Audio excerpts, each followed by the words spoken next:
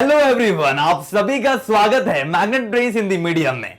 मेरा नाम वेदांत है और मैं हूं आप सभी का English educator. So my dear students, आज हम क्या पढ़ने वाले हैं, चलिए देखते हैं। Class 11 English Bihar board Dolly at the dentist chapter number 10 multiple choice questions. ठीक है डियर स्टूडेंट्स, आज हम ये कवर करेंगे। So without any wasting time आगे बढ़ते हैं।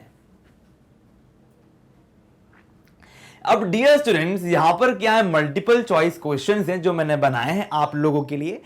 आप लोगों के यहां पर हमेशा एमसीक्यूज पूछे जाते हैं जो कि बहुत इंपॉर्टेंट है और हो सकता है 10 या 20 मार्क्स के आते हो। तो यहां पर आपको इन बातों पर ध्यान देना है कि आप इनको अच्छे से पढ़ें। और एक काम और भी कर सकते हैं, आप लोग अपनी कॉपीज में इन सब चीजों को मेंशन कर सकते हैं और खुद से भी एमसीक्यू डेवलप कर सकते हैं। आप लोगों से एक निवेदन है कि जो भी एमसीक्यूज आप देख रहे हैं, एक बार इस वीडियो को पॉज करें और पॉज करने के बाद अर्थात रोकने के बाद आपको क्या करना है, आप लोगों को इसके आंसर शेयर करने हैं ताकि पता चले कि आप लोग कितना ज्यादा इंटरेक्ट कर रहे हैं इन वीडियोस को लेकर, कितना सीख रहे हैं। चलिए, question number 1, George Bernard Shaw was an. अब यहां पर पूछा गया है कि जॉर्ज बर्नार्ड शो कौन थे। Was an Irish playwright, Irish singer, Irish dancer, all the above. अब देखिए, क्या वो आयरिश प्लेराइट थे, लिखने वाले थे, क्या वो डांसर थे, कौन थे? आयरिश तो हमको पता है। देखिए, इसका सही आंसर जो होगा माय डियर स्टूडेंट्स, वो ये है ए। इस बात को आप ध्यान में रखिए क्योंकि उन्होंने बहुत से ड्रामास को लिखा है, प्लेस को लिखा है। ठीक है डियर स्टूडेंट्स, अब आते हैं क्वेश्चन नंबर 2 पे। When did JB Shaw got Nobel prize? अब ये इतना ज्यादा इंपॉर्टेंट क्वेश्चन है जो हमेशा ही पूछा जाता है। कहीं ना कहीं जो बुक का अबाउट द पोएट वाला पार्ट है वहां से इसको लिया गया है, पहली बात। और जितने भी एमसीक्यूज होते हैं आपके वहीं से लिए जाते हैं, इसीलिए ये आप लोगों का फर्ज बनता है कि आप उन चीजों को अच्छे से देखें। अगर आपने प्रीवियस वीडियो नहीं देखी है तो उसमें इंट्रोडक्शन पार्ट जो उसको भी देखें, अबाउट द पोएट या ऑथर को भी देखें ताकि आपके डाउट्स क्लियर हो। अब देखिए, 1925 को मिला, 1920 को, 1950 को, 1961 को। कब मिला इस बात पे हम देखते हैं। देखिए, इसका सही आंसर है 1925। ये बहुत इंपॉर्टेंट डेट है, इसको आप लोग याद रखिएगा, ये इंपॉर्टेंट वन है। तो चलिए आगे बढ़ते हैं। Man and superman is four act drama written by. अब देखिए, ये ड्रामा है ना, और ये किसने लिखा है? अब देखिए, क्या ये महात्मा गांधी जी ने लिखा है? क्या आपको लगता है कि उन्होंने लिखा है?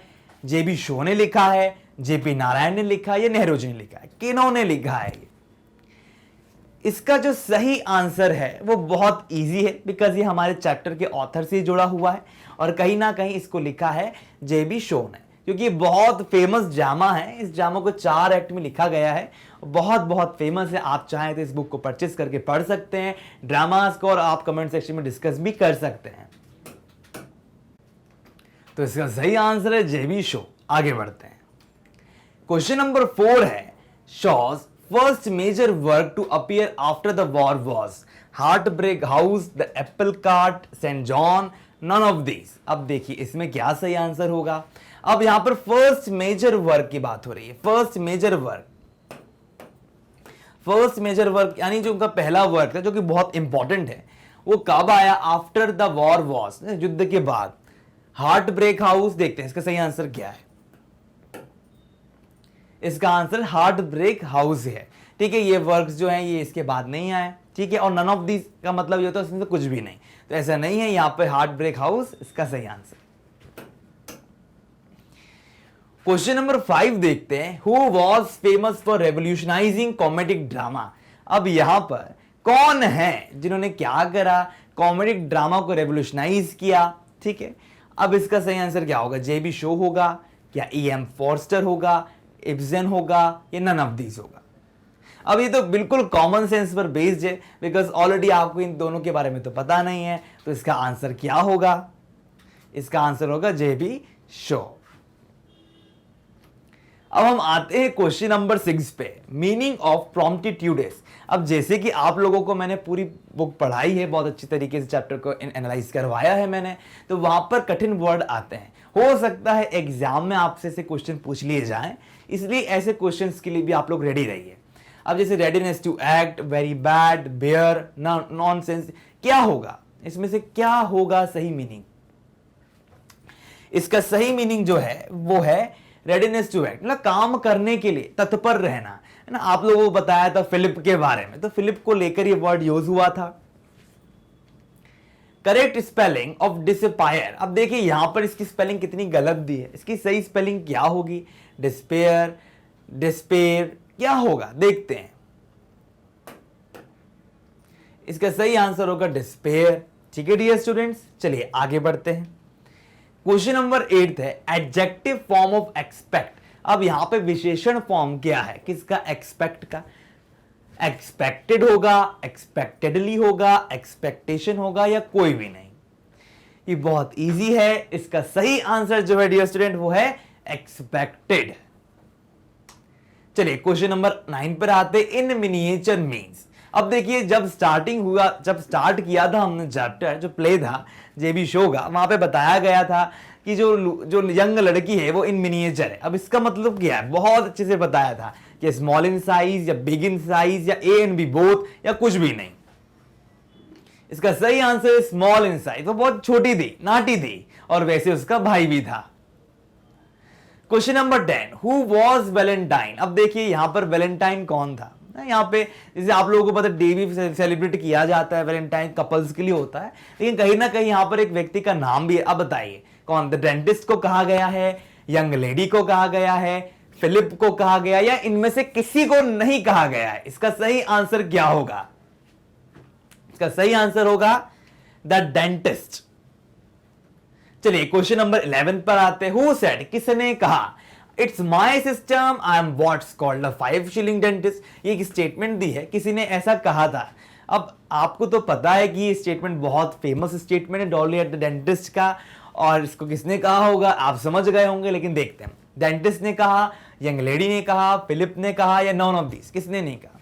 किसने कहा? अब इसका सही आंसर जो है वो होगा डेंटिस्ट, है ना। जब जो यंग लेडी बोलती है कि आप 5 शिलिंग ही लेते हो, ऐसा क्या है? तो बोलते हैं मैं 5 शिलिंग डॉक्टर ही हूं, मैं इससे कम ज्यादा नहीं लेता। तो उसके कॉइन देती है और बोलती है कि तुम इसको अपने गले में पहन लो, ऐसा याद कि तुमको पहली बार इतना पैसा मिला है।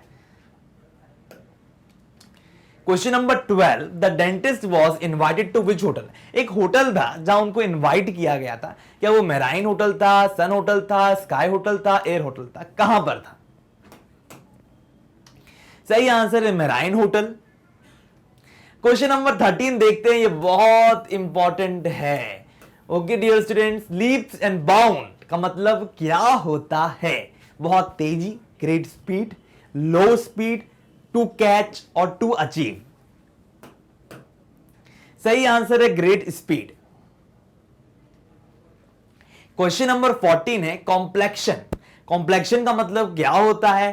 Filled with water, colour of skin, narrow self, या फिल्ड विथ फेयर। क्या है? पानी से भरा हुआ होना, कलर स्किन का, या नैरो सेल्फ ना छोटा होना, फिल्ड विथ फियर डर जाना, डर से भरा होना। इसका सही आंसर जो होगा वो है कलर ऑफ स्किन। हम बोलते ना ये जो कॉम्प्लेक्शन है स्किन का बड़ा बेकार लग रहा है, वो बड़ा काला है, काली गोरी है, ऐसा कुछ लोग बोलते थे पैसे में कि यूएसए के लोग, है ना, कि वो उनका कॉम्प्लेक्शन ऐसा था उनको नहीं रखेंगे।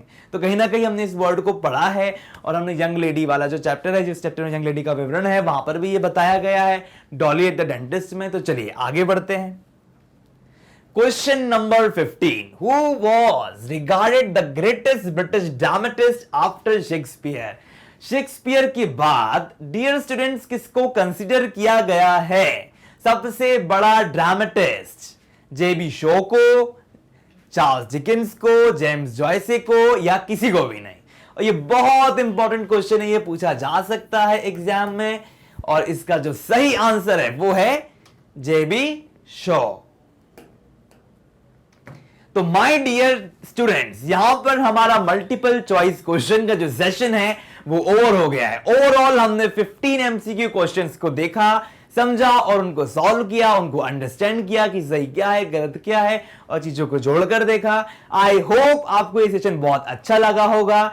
एक बहुत महत्वपूर्ण जानकारी जो मैं आपको बताना चाहूंगा, और वह यह है कि हमारे पास सारे टॉप कोर्सेज अवेलेबल हैं सिर्फ आपके लिए फ्री ऑफ कॉस्ट। तो आप हमारी वीडियो को लाइक करें, शेयर करें और सब्सक्राइब करें। आप लोगों का बहुत बहुत धन्यवाद।